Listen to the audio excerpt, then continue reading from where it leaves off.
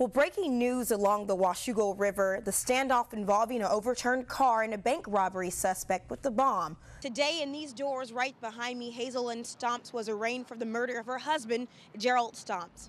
A micro burst of wind blasted through the Washougal area, taking these trees down and even hit one home with people inside. This is work done by James Stanley. $2,500 for this driveway that's falling apart. The people who live here now know this work was done illegally. Our other top story, perhaps the worst kept secret in Portland today. Major League Soccer will be here Friday to make an announcement. Today, wildlife officials got the okay to trap and kill sea lions here at the Bonneville Dam. Wasco County officials say that neighbors called 911 this morning reporting gunshots. Police then arrived and found Patty dead in her car and her son Randy shot and killed inside their home. Instead of paying $4 to park at these meters, you may have to pay $5. The city of Portland is thinking of charging an extra 25 cents to park at these meters. For every dollar the state spends for those behind bars, it spends only 27 cents for post-prison supervision. In a wheelchair, barely visible, today Hazel-Lynn Stomps was arraigned for the murder of her husband, Gerald Stomps. She's accused of murder, abuse of corpse, and filing a false police report. She allegedly cut her husband Gerald Stomps' corpse, burned it, then buried it on this 14-acre farm they shared. Stomps' loved ones say he will be missed. He was an outstanding guy, and we loved him very much. Found injured near this bridge, she claims she was thrown 19 feet when she and her husband were attacked by two men.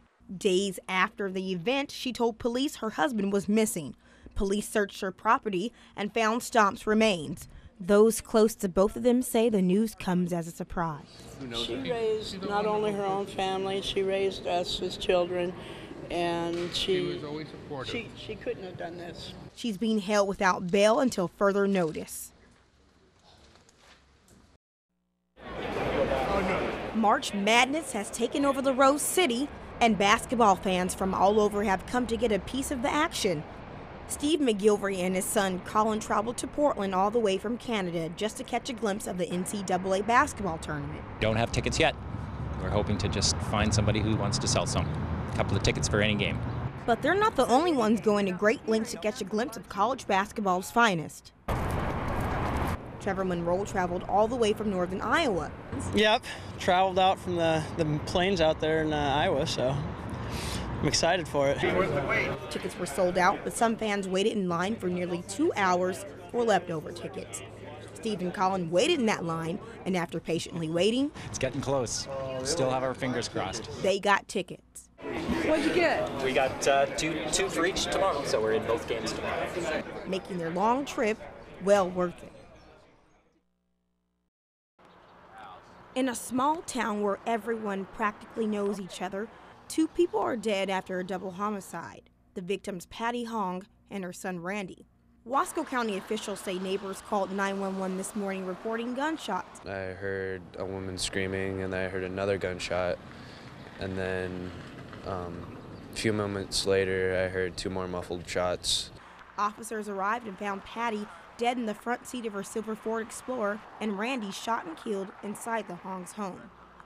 The Hongs have lived in the Dalles for nearly 25 years and are well known. Patty even worked at the Safeway for 14 years. Wasco County District Attorney even knew the victims. Very well known, nice people. Mrs. Hong, I know from working at Safeway, a very nice lady, very friendly, and it's very tragic and very unnecessary what's happened. The alleged shooter, 52-year-old David Rourke Smith, apparently lives across the street from the family. But he's just been kind of this creepy guy. He's always watching us. Amanda Beaver lives just steps away from where the Hongs were gunned down. And it's always weird when there's something like that happening in the Dalles. It's such a small town. And, yeah, it's scary. Investigators have not yet determined a motive for the murders. Smith's status hearing is set for April 1st. A warning tonight for parents about a deadly street drug that looks like candy. Vancouver police are trying to identify a man whose body turned up at a recycling plant.